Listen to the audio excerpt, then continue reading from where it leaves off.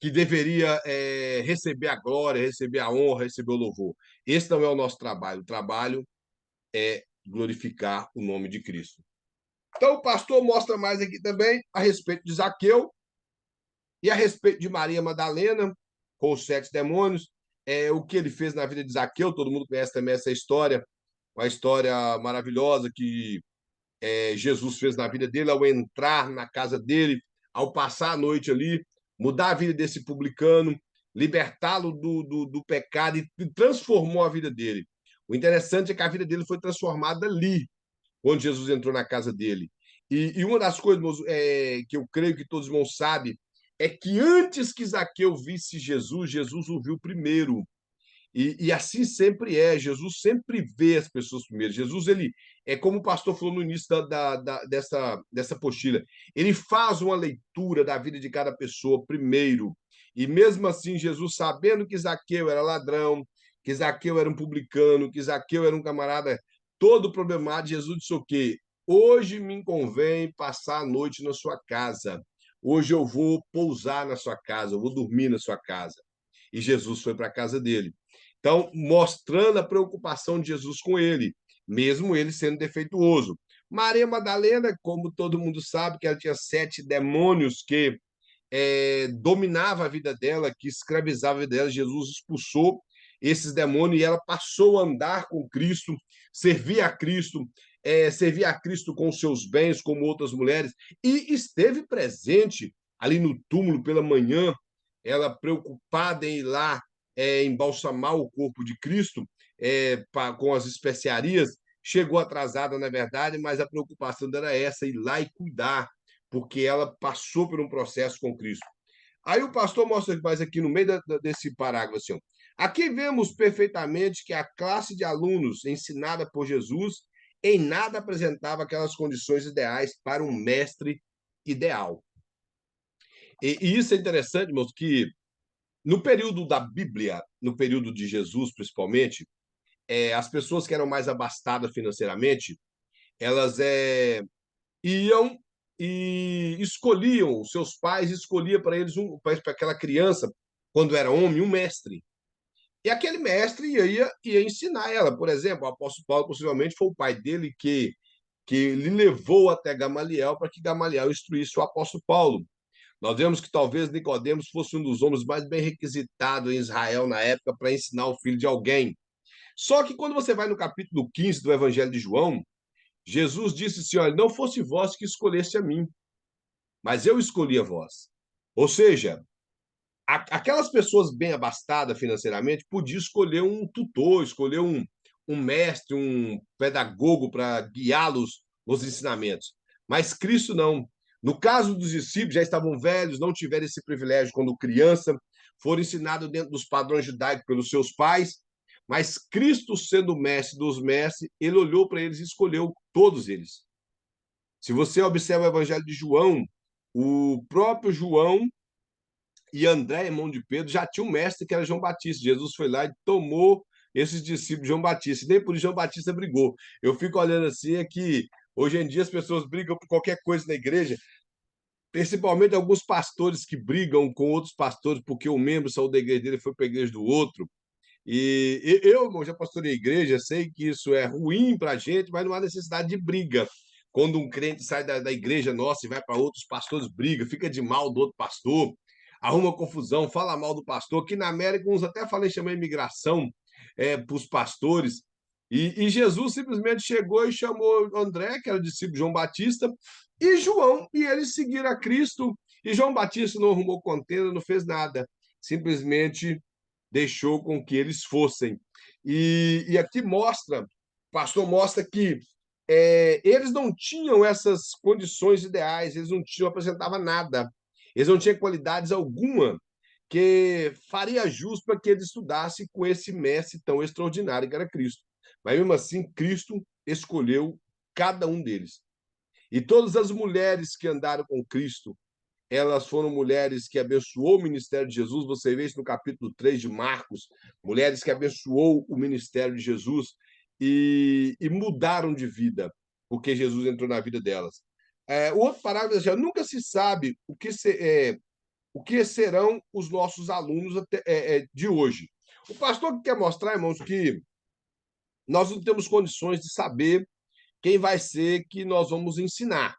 Aí ele fala até um exemplo aqui que pode vir por detrás de um jovem bem belo, talvez educado, com um bom físico, um porte físico bonito e tudo, e ele nada mais cedo como uma pessoa tendente ao crime e práticas errôneas, a ponto que ele possa vir cometer essas coisas e acabar a sua vida numa penitenciária. E nós não sabemos disso. Ele dá outro exemplo que pode ser uma jovem muito atraente, com um falar gentil e de maneira bem perigosa seduzir pessoas, levando a uma vida pecaminosa e uma vida vergonhosa pelo fato do pecado. Nós não sabemos que tipo de pessoas nós vamos ensinar.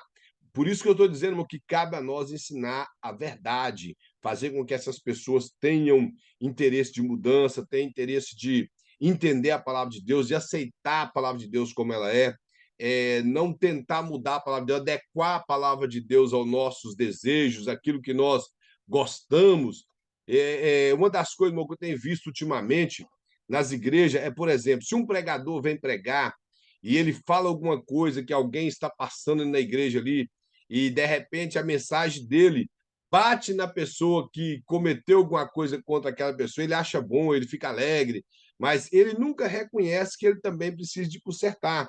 Então, nós temos que entender isso, ensinar a palavra de Deus com verdade e levar as pessoas a entender isso. E quando é conosco, entender que nós precisamos de mudança e não simplesmente deixar com que as coisas ficam parecendo que só serve para o outro e nunca serve para nós. O pastor mostrou, no entanto, que instintos não controlados arrastam a ruína. Ele falando a respeito, ele dando um exemplo, tanto desse jovem como dessa jovem, que esses instintos que não se pode controlar, ele leva a pessoa à ruína. Ele dá o exemplo que um pode terminar em uma penitenciária e a outra pode terminar sendo levado por uma vida vergonhosa, em escândalos ao lado de fora. Agora, como ele está querendo mostrar que nós não temos conhecimento do coração de cada pessoa. Por isso que o nosso dever é ensinar a verdade e mostrar para essa pessoa que ela precisa de mudar a vida. Ele fala, nenhum professor pode ler os maus pensamentos e propósitos ocultos do coração de seus alunos.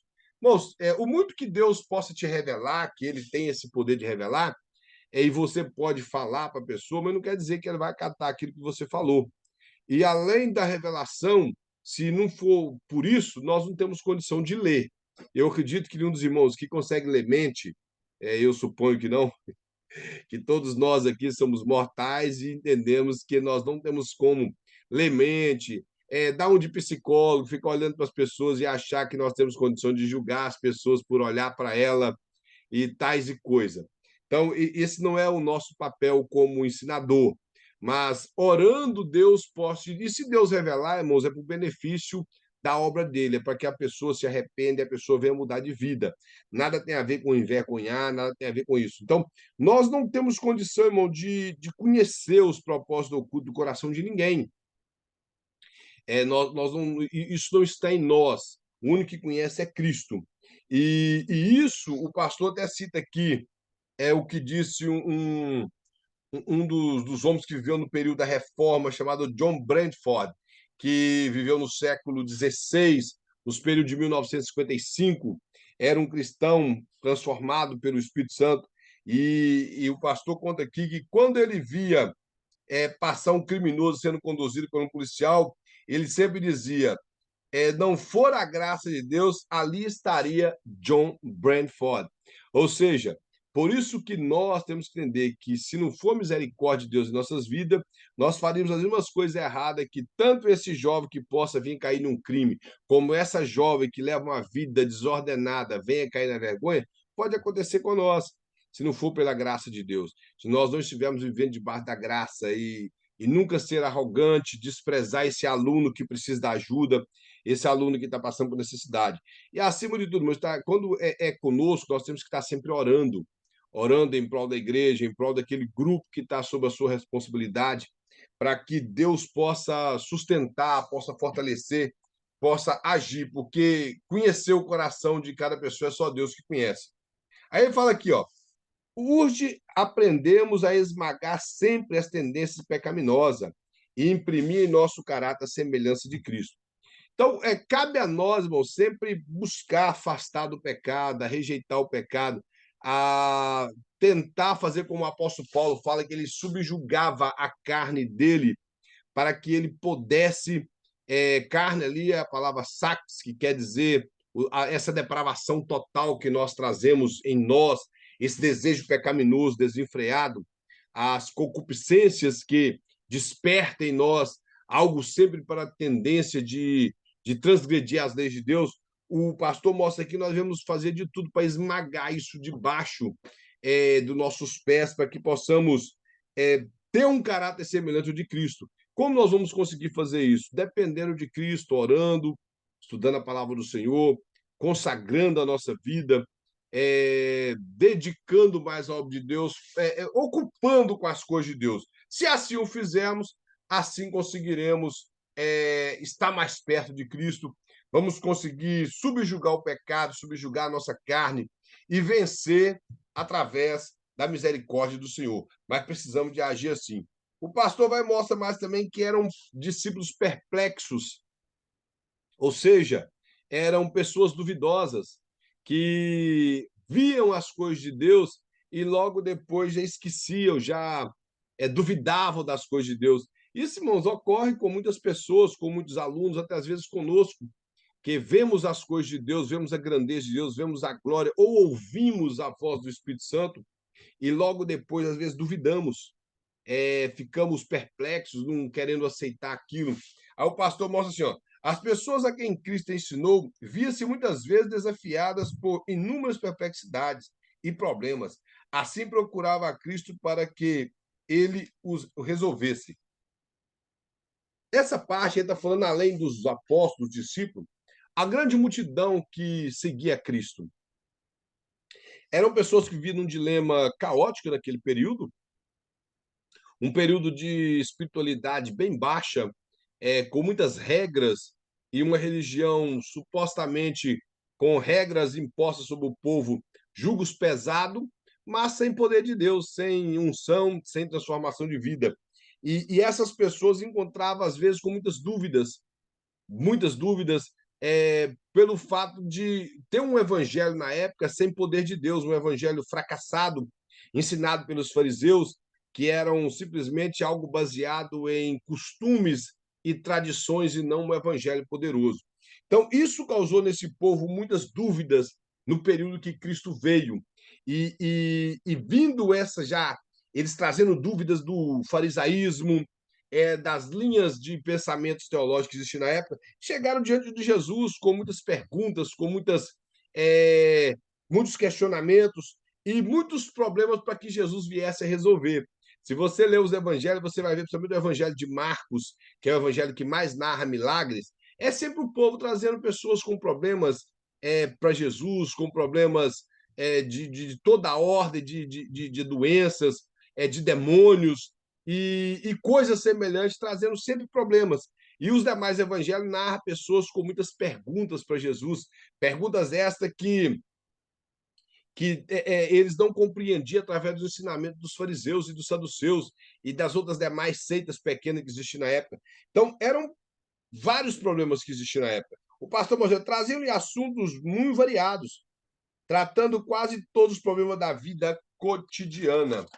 Todo tipo de problema. O pastor mostra alguns aqui, tipos de problemas que eles apresentavam para Jesus naquela época. Ele fala, ó, conhecemos bom número de problemas pessoais e íntimos. Isso aí, irmãos, nós sabemos. Na igreja existe isso, os pastores. Eu não sei se aqui tem algum pastor aqui que é pastor de igreja. Eu sei que o pastor Juarez, ele pastoreava uma igreja em Canérica, mas eu não sei se ele está pastoreando mais, porque o Alex, que é meu amigo, o evangelista Alex, hoje pastoreia a igreja que o senhor pastoreava. Eu não sei se o senhor está pastoreando alguma outra igreja, mas o senhor foi pastor nessa igreja, o senhor sabe o quão problemas a gente ouve, irmãos, como pastor. Muitas pessoas vêm com muitos problemas, problemas às vezes até bem dificultosos, que o pastor fica ali. Se não for por misericórdia de Deus, ele não consegue dar resposta para muitas coisas. E sem contar na própria sala de aula de teologia, na escola bíblica, as pessoas perguntam tantas coisas dentro do campo da filosofia e de outras coisas que, se não for misericórdia de Deus, nós não conseguimos responder. Mas essa questão dos problemas são as piores coisas na igreja, irmão. É muita ordem de problema que existe. Aqui na América, por exemplo, infelizmente, é um local onde vem muitas pessoas divorciadas para a igreja. E boa parte dos divórcios aqui na América, às vezes, acontece sem uma permissão, sem uma questão bíblica, para esse divorciado ter casado de novo ou casar de novo. Eu já vi pastores aqui, irmão, ensinar que, uma vez um pastor ensinando, ele já casou 5 vezes e está separado agora de novo. Ele disse que se o homem não quiser ficar com a mulher, ele está ali para largar ela e casar com outra. E isso aí não tem problema.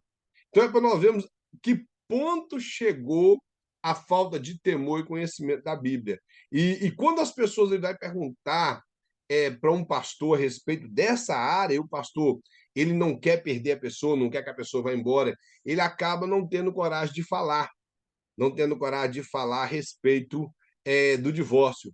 Eu fui dar uma escola bíblica na igreja que eu congrego e teve um irmão que falou comigo: olha, irmão, e caiu uma escola que falava do divórcio. O irmão tem que tomar cuidado com o que o irmão vai falar hoje concernente ao divórcio. Eu falei: meu brother, eu tenho aval do meu pastor para ensinar, eu sou superintendente, eu não vou torcer a Bíblia para agradar ninguém, eu vou falar o que a Bíblia ensina a respeito do divórcio. Eu não estou importando se existe pessoa aí que eles estão divorciados por um conceito não bíblico, que ele tem que aprender, que ele está fora do padrão bíblico. Agora, eu vou ficar enrolando nisso pro resto da vida?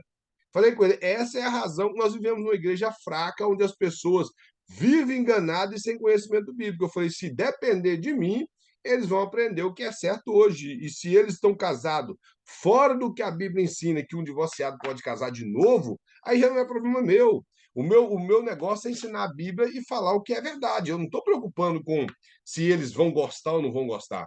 Isso, infelizmente, eu não tenho que preocupar. Eu tenho que preocupar se eles vão gostar, se eu usar de falta de educação com eles. Agora, ensinar a Bíblia, não. Então, nós vemos vários tipos de perguntas. Aí o pastor mostra aqui alguns exemplos de perguntas que existiu na época de Jesus e que às vezes acontece no meio de nós. Ele mostra de um certo homem que veio tratar de uma petição de herança entre dois irmãos, ou seja, eles estavam ali brigando e queria que Jesus desse a opinião dele a respeito daquilo. Às vezes, irmão, isso acontece na igreja, os pastores são bombardeados, às vezes, quando o irmão tem algum problema com o outro, que quer fazer algum litígio, ou quer ir para a justiça para poder levar um irmão na justiça.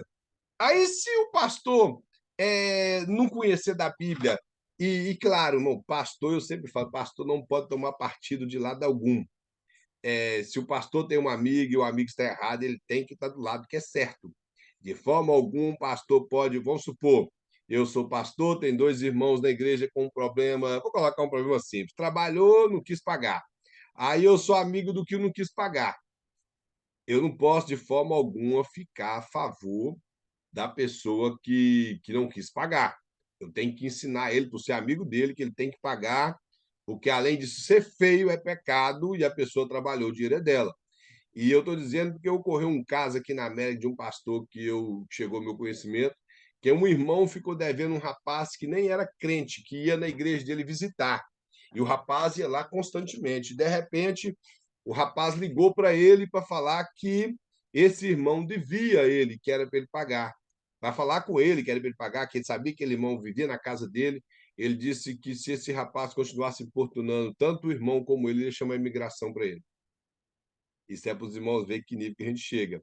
E no caso, o pastor deveria falar com o irmão: irmão é um obreiro, irmão crê vergonha na cara, paga o rapaz e fim de história. Não tem que ficar esse tipo de coisa. Nós não tomamos partido. E, claro, um conselho que se deve dar quando dois irmãos querem brigar a respeito de coisa na justiça, tentar resolver ali. Isso o apóstolo Paulo ensina na sua primeira carta aos Coríntios, capítulo de número 6, que nós não devemos fazer nada com litígio, e sim, o apóstolo Paulo ensina, vocês que são pessoas que têm capacidade de julgar até os anjos, e vão julgar os anjos caídos, vocês não conseguem julgar sequer um problema entre vocês. Então, nós vemos isso. Ele mostra mais casos de ambição e prestígio social, como nós já falamos, que é o respeito de João e Tiago. Ele mostra, como eu falei, assim, que esse interesse que eles tinham de se assentar em local de destaque, de querer saber qual deles era o maior. Essa é uma pergunta que eles andavam entre eles. Infelizmente, mas isso é coisa de crente imaturo, de ter essa preocupação na igreja, de quem é maior, quem é menor, quem é mais na igreja, quem é mais importante, quem conhece mais. Eu sempre costumo dizer, irmão, na igreja todas as pessoas são úteis. Todas as pessoas são úteis. Imagina se todas as pessoas fossem o Elvis na igreja. Não teria corpo, teria só ele, só seria ele na igreja. Então, o próprio apóstolo Paulo ensina que os membros que parecem ser menos honrados são os mais honrados, que não é porque a mão não é olho, ele não vai dizer que não é do corpo só pelo fato dele ser mão. Ele ainda fala que se todos fossem mão, onde estaria o corpo? Uma coisa é, irmão, a mão, o pé, o braço, o joelho, os dedos, eles formam o corpo. Uma coisa interessante é qualquer parte dessa do seu corpo que faltar, você olha no espelho e acha feio. E qualquer pessoa que lá fora vê você faltando uma orelha, mesmo que o buraco está aí, você escuta muito bem que todas as coisas que te fazem ouvir estão na parte de dentro e não nessa estética do lado de fora, mas você se sentiria uma pessoa um pouco esquisita, um pouco estranha, faltando uma orelha. Então, todas as partes do corpo, irmãos, ela tem valor. Assim é na igreja.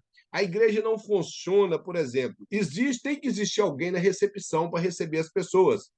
Tem que ter alguém na porta, como porteiro, para poder estar ali cuidando da estrutura da porta da igreja.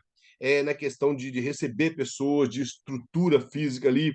Tem que ter pessoas que limpam a igreja, tem que ter pessoas que tocam na igreja, tem que ter os que pregam, os que ensinam, os que colhem a oferta. Então, a igreja ela é um conjunto de pessoas, ninguém é maior do que ninguém. A igreja, quem é grande é Cristo, e todos são iguais. Existe sim responsabilidades diferentes, isso sim, deveres diferentes. Existe o pastor que tem o dever de pastorear, e isso lhe é cabido por Cristo, e isso Cristo vai requerer da mão dele. Ao que é diácono, lhe é cabido cuidar da estrutura física da igreja. Isso ele tem que fazer com bastante fervor, porque Deus vai requerer isso dele. Então, a nós é dado deveres diferentes, responsabilidades diferentes. Por isso, ninguém é maior do que ninguém. Ninguém é mais do que ninguém, porque traz ali, isso aqui não é regime militar, onde uma pessoa tem uma patente a mais do que o outro, onde precisa de bater continência, não. Na igreja, irmão, todos são servos. Todos são servos. Então, essa era a preocupação que os discípulos tinham de se achar quem era mais, quem era maior, e foi logo após eles ter vindo de ver glória de Deus ali, expulsar demônios e enfermidades. Se os seus irmãos observar, o contexto é esse, e eles vinham conversando pelo caminho, se sentindo maiores. É como acontece, mano, nos dias de hoje. As pessoas, por serem usadas na mão de Deus, às vezes se sentem mais do que os outros. Quando você vai para o capítulo 12 de Romanos, você vai ver que o apóstolo Paulo ele dá uma lista de dons que Deus entregou aos homens e mostrando que ninguém é mais do que ninguém. No versículo 3 do capítulo 12, ele fala assim, ó, que ninguém pense de si além do que convém, ou seja, que você não se acha mais do que você é.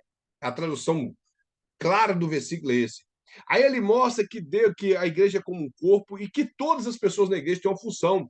Ele vai mostrar que uns são apóstolos, outros são profetas, uns têm dom de revelação, outros têm dom de língua, outros têm socorro, que é um dom natural, que é como um dom de serviço, que é classificado pela teologia, outros de administrar, outros de socorro. Então, são dons, irmão, que cada pessoa tem. Então, ninguém na casa do Senhor está ali à toa. Todas as pessoas têm um papel para executar para Cristo na casa do Senhor. Isso implica que ninguém é mais do que ninguém. O interessante é que quando acaba o livro de Atos, nós temos as cartas de Paulo e as cartas pastorais. sendo ela duas escritas pelos irmãos de Jesus, que nem era apóstolo, que é Tiago e Judas, duas por Pedro, três por João, um anônimo, que nós não sabemos quem escreveu, que é os Hebreus. E o livro de Atos, ele é um livro que mostra que Jesus teve 12 apóstolos, além de Paulo, e nesse livro só trata de três. Mostra Pedro, Tiago e João. Tiago morre no capítulo 12, que é o único lugar que fala a respeito dele, no capítulo 11 e 12, e a Bíblia segue falando de João e Pedro até o capítulo de número 12, o final. Do 13 para frente já começa falando de Paulo e termina falando de Paulo.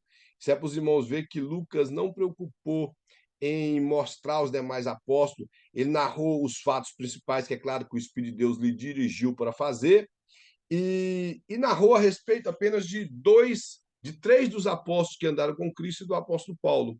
Ele não preocupou em narrar mais de ninguém. Ele apresentou os cooperadores de Paulo fazendo a obra de Deus junto com Paulo, apresentou Barnabé, falou de João Marcos, que foi o qual escreveu para nós o Evangelho de Marcos, mas ele não preocupou em falar dos demais apóstolos. Possivelmente os demais apóstolos tomaram outros rumos na questão de anunciar o Evangelho até os confins da terra e seguir a sua vida.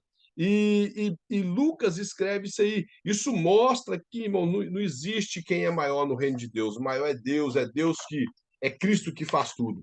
Então, isso nós temos que ter em mente, e claro, as pessoas que nós ensinamos ter isso em mente. Ele fala, aliás, esse é um desejo muito natural e humano. E o pastor mostra aqui que, além de tudo, né, isso é algo que está dentro de nós. Se nós não vigiarmos, nós sempre vamos querer ser mais. É, me parece que foi Charles Spurgeon, uma vez ele pregando, e uma senhora chegou nele e disse: o senhor pregou muito bem. Ele disse: eu sei, porque o diabo já tinha me dito isso antes da senhora. Ele não preocupou com esses elogios. Eu não estou dizendo, irmão, que nós não podemos receber elogios, mas nós temos que saber conviver com elogios. Eu tenho visto elogio matar muitas pessoas na igreja. Inclusive, eu vi pouco tempo atrás uma pessoa desenvolvendo no ministério e começou a ter muito elogio em cima dele, e a pessoa foi a decadência, porque ele acreditou que ele estava por cima da carne seca e estava muito bom mesmo. Quando, na verdade, ele estava desenvolvendo no ministério. Ele não estava bom do tanto que ele achou que estava e acabou estagnando. Então, nós, como servos de Deus, nós temos que aprender a conviver com elogio. Elogio, irmãos, não é errado e tampouco nós temos que ser hipócrita quando alguém te elogia. Porque tem pessoas que falam assim, alguém fala, oh, irmão, tem uma mensagem muito boa. Ah, estou aprendendo ainda. Nada, irmãos, vou melhorar. Mas dentro do coração ele está falando assim, eu preguei mesmo. Eu sou bom para pregar. Então, nós não podemos ser assim, nós temos que saber conviver com elogio e sempre lembrar, é a misericórdia de Deus, é a graça de Deus. Porque Jesus, ele convivia com elogios. Ele ensinou, a Bíblia fala que após ele terminar de ensinar, as pessoas chegaram perto dele e disseram assim, percebemos que tu és mestre. E ele disse assim, disseste bem porque eu o sou. Então ele não ficou com aquela história, que é isso? Não, eu estou mais ou menos, não. Ele falou, vocês falaram certo, muito bem, eu sou mestre mesmo. Então ele tinha convicção. Nós temos que ter convicção daquilo que Deus tem para nós, mas não precisamos de ser arrogantes, tão pouco soberbos, achar que somos melhor do que alguém. Você está estudando teologia, vocês vão ter pessoas que irão perguntar a vocês as coisas, vão querer aprender com vocês. Se já que não está te perguntando, que vem você, um homem ou uma mulher de Deus, que interessa aprender com você, essas pessoas eles veem em você algo diferente. Então, eles se preocupam com isso e têm interesse. Só que isso não pode fazer com que nós venhamos a achar que somos melhor do que ninguém. Nós apenas temos um pouco mais de informação do que outras pessoas. É somente isso, nada mais. Lembra disso. Eu tenho apenas um pouco mais de informação do que o irmãozinho ou do que a outra irmãzinha. Mas eles também têm capacidade de chegar ao mesmo tanto de informação que eu tenho. Então, resumindo, irmão, ninguém é mais do que ninguém, não podemos deixar esse desejo entrar no nosso coração de ser maior, de buscar glória para nós, e sempre lembrando, quem merece toda a glória é o Senhor dos Exércitos. Aí fala assim, que outra das coisas era uma pergunta, como eu poderia alcançar a vida eterna? Essa foi uma pergunta do jovem rico, que todos aqui conhecem, e o interessante é que é como se fosse possível nós alcançarmos a vida eterna pelos nossos esforços. Ele chega e ainda chama Jesus de bom e fala bom mestre Jesus. Naquela época, somente Deus era considerado como bom pelos fariseus. Eles criaram um certo tipo de frase que dizia que só Deus é bom. Então, nenhum homem na terra eles era considerado como bom. Eles atribuíam isso ao homem bom. E quando esse jovem chega e chama Jesus de bom mestre, ele estava reconhecendo algo em Jesus. Porém, ele faz uma pergunta que é impossível ao homem. Ele disse: o que eu devo fazer para herdar a vida eterna? Bom, nós não conseguimos fazer nada. Tudo que nós fazemos, nós erramos. E tudo que você tentar fazer para herdar a vida eterna só se distancia da vida eterna. A vida eterna, irmãos, ela é algo que vem de Deus. Ela é Deus que fez por nós. Não tem aqui contribuição humana para herdar a vida eterna. Aí Jesus disse para ele, como era de costume do padrão judaico dizer: se você guarda os mandamentos, as leis, que eram 613, e principalmente a lei moral, você era salvo. As leis cerimoniais, civis e, acima de tudo, a lei moral, você era salvo. Aí Jesus fala que você guarda os mandamentos e ele responde de forma arrogante: quais? Tipo assim, eu fala aí qual que é. Aí Jesus começa a citar, ele vai falar: eu guardo isso desde a minha meninice. Jesus fala: então tá fácil para você, ué. É só uma coisa agora, te falta. Vende tudo que você tem, dá aos pobres e segue-me. A Bíblia fala assim em Lucas, e ele saiu muito triste porque possuía muitas riquezas. Ou seja, aí Jesus diz que os mandamentos se resumem em amar a Deus acima de todas as coisas e o seu próximo como a ti mesmo. Jesus encaixou ele dos dois mandamentos. Amar a Deus acima de todas as coisas é você renunciar a todos os seus desejos, tudo aquilo que pode satisfazer você para que você satisfaça a Deus. Ele ainda fala ó, que com entendimento, com força, com alma, tudo que há em você deve ser dedicado a Deus. Isso quer dizer renúncia. E uma coisa que ele não quis foi renunciar às suas riquezas. E depois amarás o teu próximo como a ti mesmo. Mas Jesus fala, vai dar aos pobres, que seria o próximo, ele também não fez. Então, ele não guardava os 10 mandamentos, ele não guardava a lei de Deus. E o apóstolo Paulo vai lá em Gálatas e ainda resume esses 10 mandamentos para um.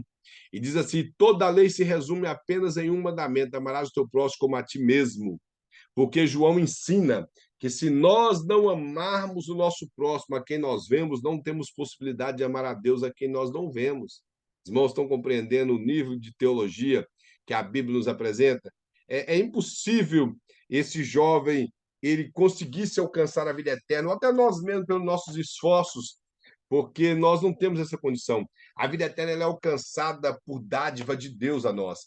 Ele nos concedeu isso. E então isso ele deu para nós. Por isso que nós temos direito à vida eterna, porque ela foi conquistada por Cristo para nós. Aí ele fala, esse problema também era um problema de Nicodemos, além desse jovem rico, Nicodemos tinha essa preocupação durante todo o período, agora vocês imaginam, todo o percurso da vida de Nicodemos, Nicodemos talvez já era um rapaz, um senhor avançado da idade aqui, acima dos seus 40 anos, dos seus 45, e e bem conhecedor da lei, porque Jesus falou que ele era mestre em Israel, não era simplesmente o mestre, ele era mestre em Israel, e ele tinha dúvida de como herdar a vida eterna. Essa preocupação que eles tinham em relação à vida eterna, possivelmente diante de todos aqueles padrões de ensinamentos e teorias e teologia de linhas como de Hillel, de Shammai, esses pensamentos que existiam na época, de tradições, sempre deixou um vazio dentro dele. E aquele vazio que estava dentro dele não conseguia se satisfazer por aquelas reuniões das sinagogas ou a sua presença no sinédrio junto com outros fariseus e saduceus, que nunca resultava em nada, a ponto que ele foi encontrar com Cristo. E Cristo lhe falou com muita simplicidade: Nicodemos, se é necessário nascer de novo. Isso é o que te faz herdar a vida eterna. É você nascer de novo. Porque se não nasce de novo, não tem como ver o meu reino. Aí ele não entende, Jesus fala, rapaz, o vento assopra onde ele quer. Assim é todo aquele que é guiado pelo meu Espírito. E se implica aqui que Nicodemos necessitava da ação do Espírito Santo na vida dele para que ele pudesse ter uma regeneração e mudança de vida e a passar a ser guiado pelo Espírito Santo, como realmente aconteceu na vida dele. Quando nós vemos mais à frente, ele defende a Jesus naquele processo que eles mandam prender a Jesus, e ele esteve presente ali no momento de tirar o corpo de Cristo da cruz e concedeu as especiarias para poder ungir o corpo de Cristo. Mostra que ele teve uma mudança de vida. Mas ele tinha essa preocupação. Então, era a resposta que, as perguntas que Jesus tinha que responder naquele período dele. E isso, bom, não é diferente. Agora, os cristãos têm que ter conhecimento do que é vida eterna. Por exemplo, a vida eterna ela não tem a ver simplesmente com quantidade de tempo, ela tem a ver com qualidade, não só com quantidade. Por exemplo, a vida eterna, ela só é vida porque Deus vai estar lá. Porque quem vai para o lago de fogo vai ter também uma eternidade, porém chamado de morte eterna, por ter a ausência de Deus lá. Então, a vida eterna é isso, é um local que tem eternamente a presença de Deus, lugar de gozo e de presença de Deus. Isso torna esse local vida, porque, como eu já disse, o Lago de Fogo vai ser um local eterno. Não sabemos de que maneira vai ser esse sofrimento, mas eu creio que o pior do sofrimento no Lago de Fogo é a ausência de Deus, e não simplesmente o próprio nome Lago de Fogo. Não sabemos se ocorre como os pensamentos gregos, que vai ser um mar de fogo, como aparece em alguns filmes, esses filmes de mitologia, e meio tenebroso. Alguns filmes que supostamente eram para ser evangélicos nas décadas de 80 e 90, que traz aquelas imagens tenebrosas. Não sabemos se é isso, mas uma coisa o inferno é real, e a palavra que Jesus sempre utilizou, o grego, ele é tão bom nisso aí, que a palavra Hades, que quer dizer mundo dos mortos, e às vezes utilizado para sepultura, para que não ficasse confundido, que as pessoas pudessem confundir com sepultura. Infelizmente, na nossa Bíblia da língua portuguesa, nós não conseguimos ver isso, porque inferno para nós veio do latim e continua inferno, é inferno no sentido português. Mas no grego, quando Jesus fala daquela passagem do rico e Lázaro, ele fala na palavra Hades, que ele foi para o mundo dos mortos. Mas quando Jesus fala ali da passagem do vale, que ele fala que lá o bicho não morre, o fogo não se apaga, a palavra lá é Geena, ou Geinon no hebraico. Geinon seria Vale de Rinom, que nós não sabemos quem é esse Rinom, mas eu creio que os irmãos já leram no livro de Crônicas, fala que Manassés sacrificou seus filhos no Vale de Rinom. Aquele local ficou um local de sacrifícios humanos. Então, os judeus tinham desprezo por aquele lugar, com o passar do tempo, ali virou um lixão. Então, um lixão é um local que está sempre queimando lixo e produzindo gás.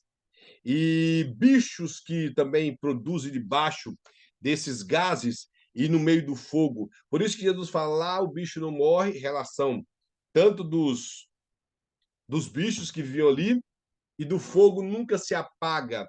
Ou seja, fazendo menção desse lixão, Jesus mostra que esse lago de fogo, que é o Guiena, que é traduzido por lago de fogo, ali é um local de perdição eterna e vergonha eterna, como diz o profeta Daniel. Então, é um local que não tem como escapar. Quem for para lá vai estar eternamente ali.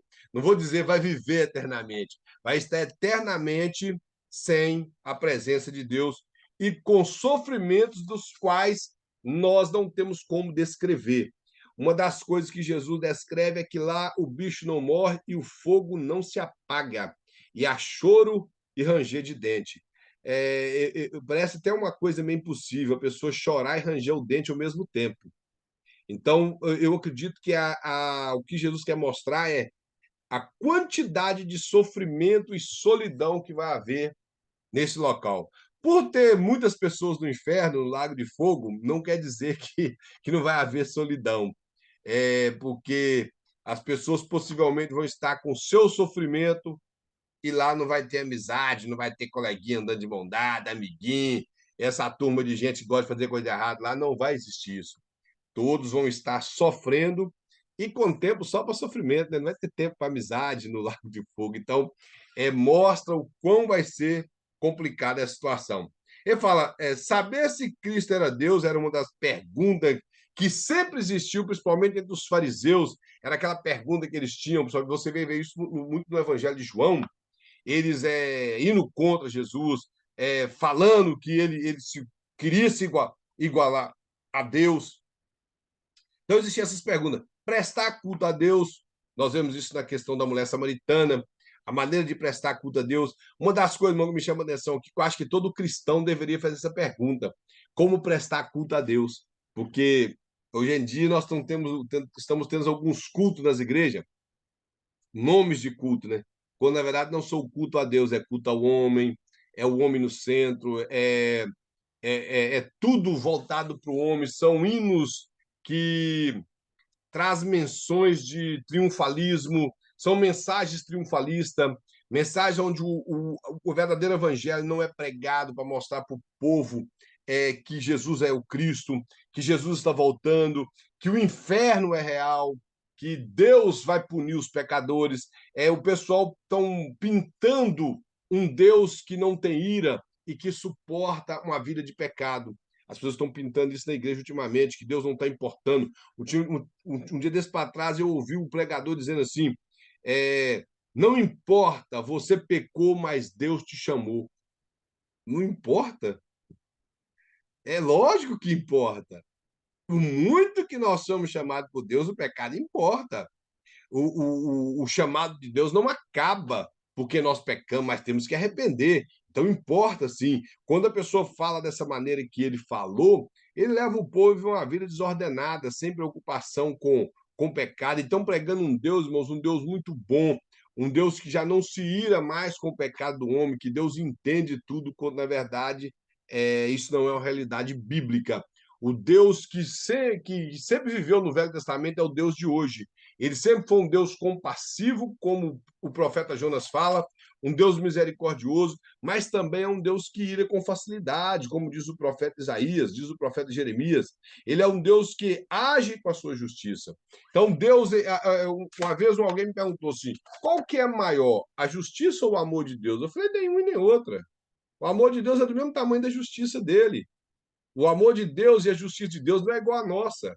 Nós agimos por justiça pela nossa ignorância e, às vezes, pelo nosso benefício.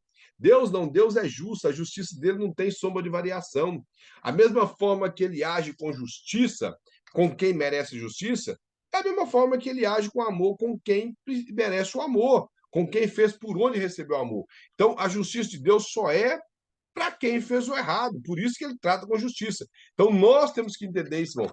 Deus, ele é o Deus que age com justiça, não só esse Deus que as pessoas estão pregando ultimamente. Então, o povo deveria entender o que era culto. Essa aqui realmente é uma pergunta que as pessoas deveriam fazer constantemente para os pastores, para os líderes, o que é um culto, o que realmente é um culto, para que esse culto seja prestado a Deus de verdade e não de forma tão errada como tem acontecido ultimamente. Fala, saber algo da ressurreição? Isso era uma pergunta que ocorria muito, mas entre os saduceus eram linhas teológicas diferentes que existiam alguns grupos de pessoas que não acreditavam na ressurreição, mesmo sabendo de ressurreição, sabendo do Velho Testamento, mas os saduceus, por exemplo, além de tudo, eles não acreditavam nem em ressurreição e nem em anjos. Isso está na Bíblia. Queriam até criar, mais para frente nós vamos ver que eles tentaram até fazer alguma coisa para tentar prender Jesus em relação à ressurreição. A ressurreição, irmãos, tanto a de Cristo como a ressurreição dos últimos dias, a ressurreição dos salvos, de acordo com o pensamento assembleiano pré-tribulacionista, ele acredita-se que vai haver a primeira ressurreição, no arrebatamento da igreja, os que são salvos, que estiverem vivos, vão ser transformados, e os que morrerem em Cristo vão ser transformados com o corpo de glória, ressuscitados e transformados com o corpo de glória, e subirão junto para o céu. Há o pensamento pós-milenista, que acredita que só existe uma ressurreição, e que essa ressurreição vai se dar no período perto do juízo final. Indiferente da linha teológica, o importante é que todos os dois creem na ressurreição do corpo do salvo e também do corpo do não salvo, que vai ressuscitar, conforme o apóstolo Paulo fala em Coríntios 15, que eles questionavam se como que ocorreria, então, já que o corpo se desfez. O apóstolo Paulo vai explicar que a ressurreição é como uma semeadura que nós lançamos a semente no solo, ela morre primeiro para depois frutificar. Assim foi o corpo, que no soar da trombeta, não importa onde estiver esse corpo, Deus vai dar a ordem e esse corpo vai sair de onde ele foi destruído, decomposto, se caiu numa panela de guzo, no azeite de óleo fervendo, se foi lá preso, se foi de um cristão, né, que ficou lá debaixo dos concretos na ponte do Rio Niterói, vai sair de lá, irmão. Não importa aonde esteja. Se foi cremado, vai sair, não importa de onde foi. E vai voltar para de quem é o corpo, e essa pessoa vai ter um corpo transformado e morar na eternidade com o Senhor. Então a ressurreição era um questionamento da época.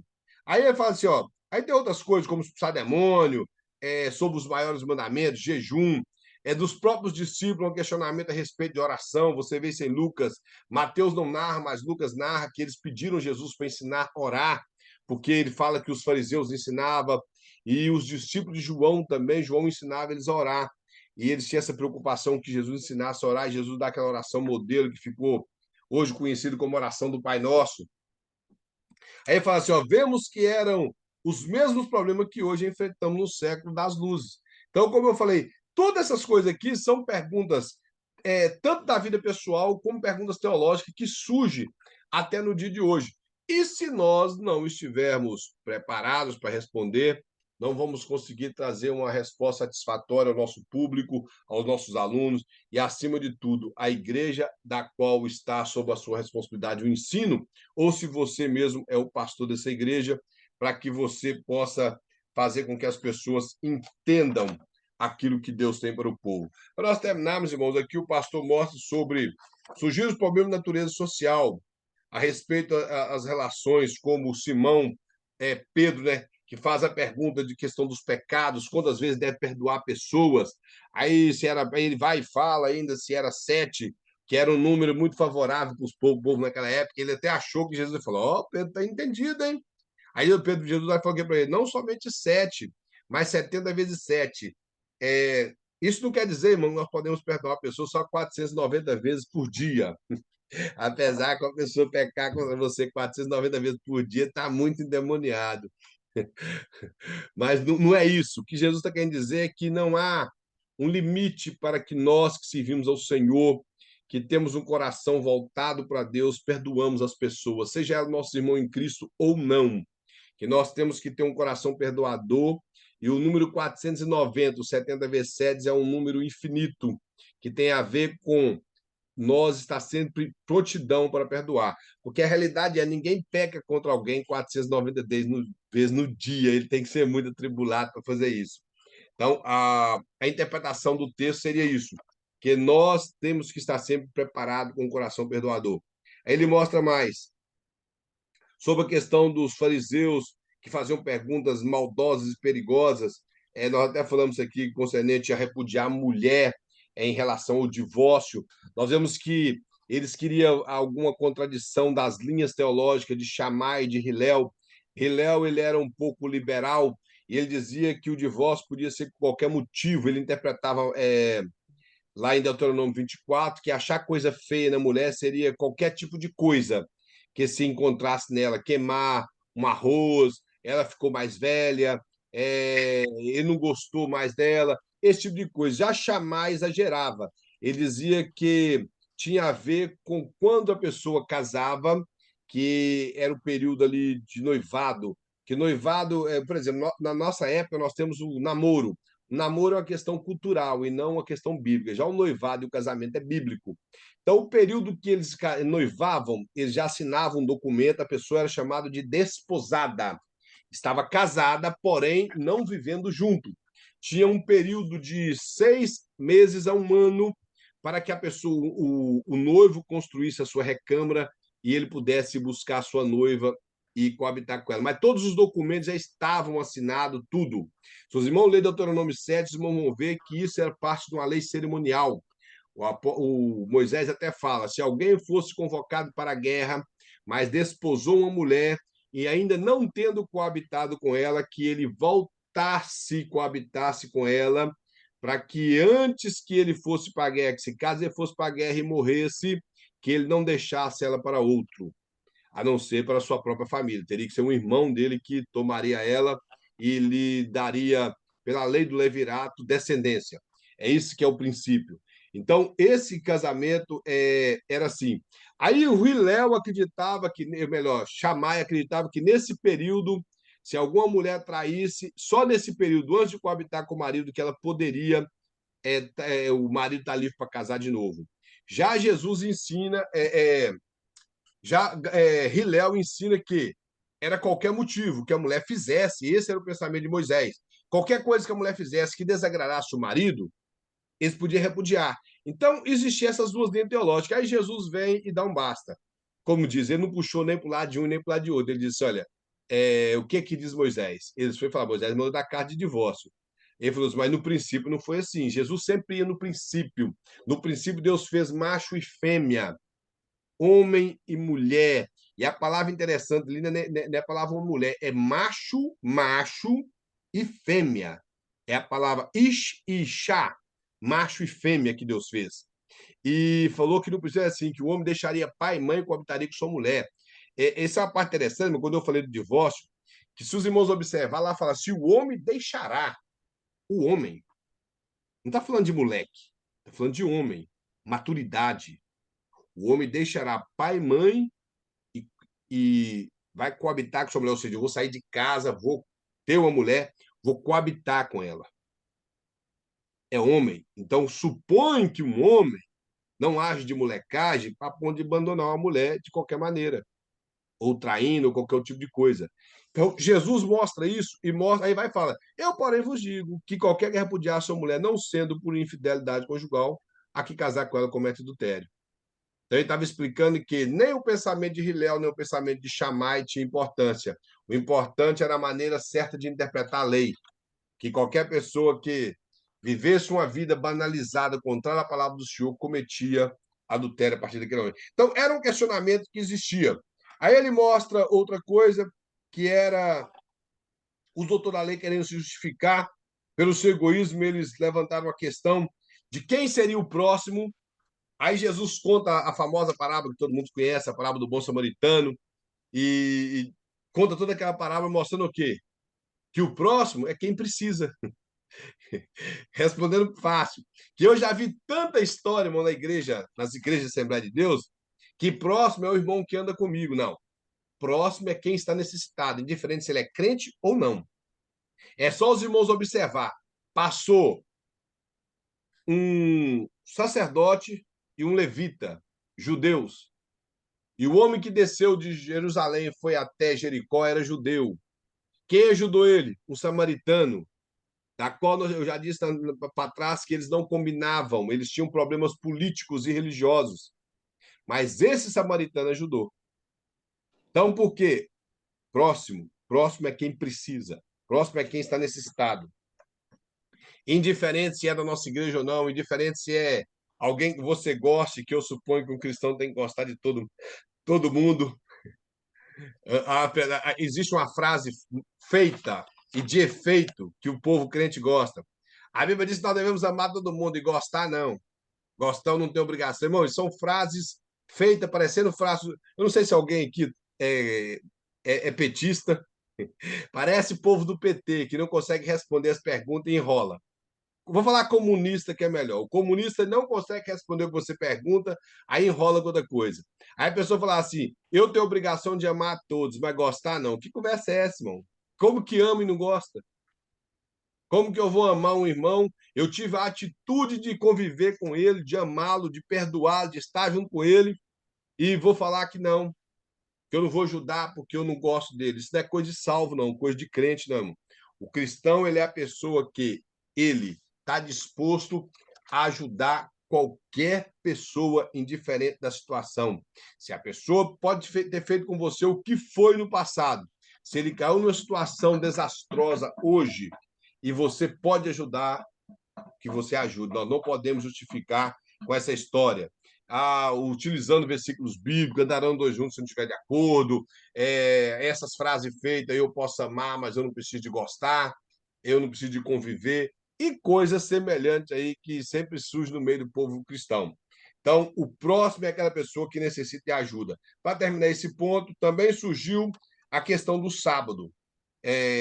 Então, era uma questão que surgiu entre o povo daquela época, até a respeito do sábado. E Jesus deixa bem claro que o sábado foi instituído por causa do homem. O homem veio primeiro do que o sábado. E não o sábado que determina as coisas para o homem.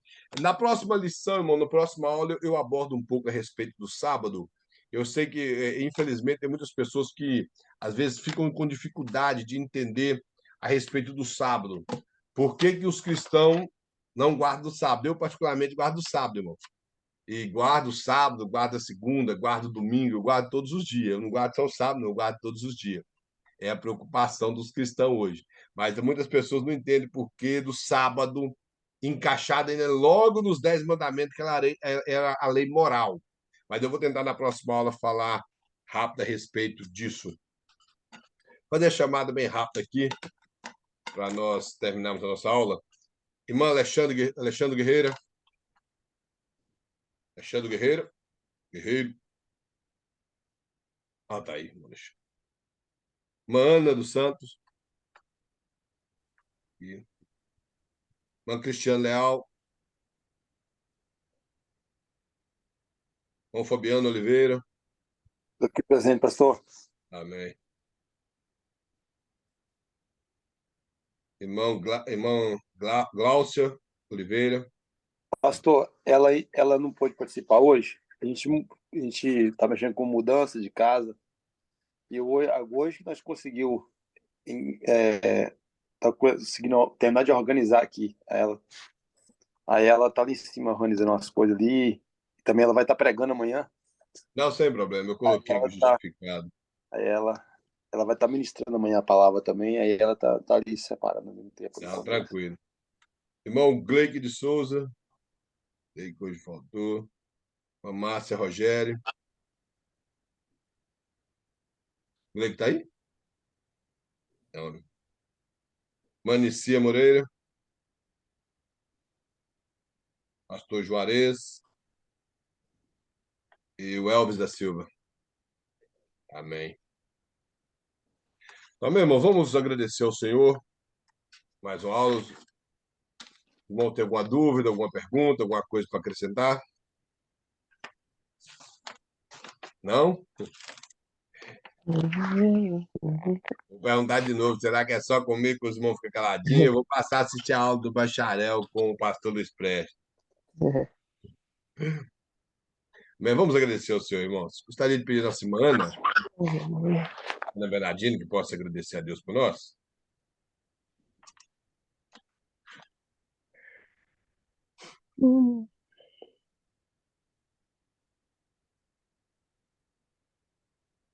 Sim, Senhor Deus, graças te damos por mais essa oportunidade de estudarmos um pouco mais da tua palavra, Senhor. Graças te damos por todos os alunos presentes e não presentes. Graças te damos pela vida do nosso instrutor, do nosso professor, irmão Kleber, do pastor Prestes, donos dessa escola, Senhor Jesus. Graças te damos por tudo. Em nome do teu Filho amado, meu Deus, Jesus Cristo. Amém. Amém. Meu irmão, que Deus em Cristo abençoe a todos. Todos tenham uma excelente noite. Amém. Uma coisa, me parece que no mês passado vocês tiveram prova, sim? Ou é esse mês que vocês vão ter prova?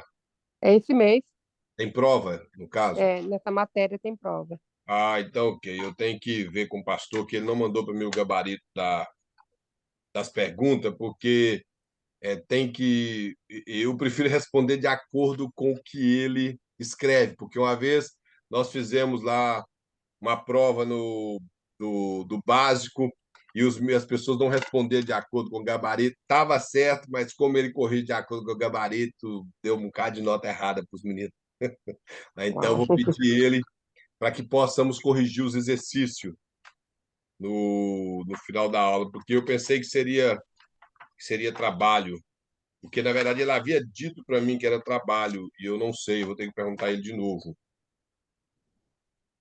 Não, tá até escrito que provão, né? Eu não sei Tá se. escrito, porque aí está escrito prova. No caso aqui, seria responder essas perguntas aqui, então, e enviar para ele. Eu creio que sim, seria isso? Não irmãos, sei.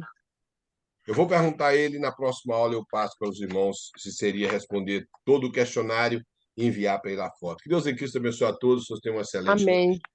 Amém. Paz do Senhor para todos. A paz.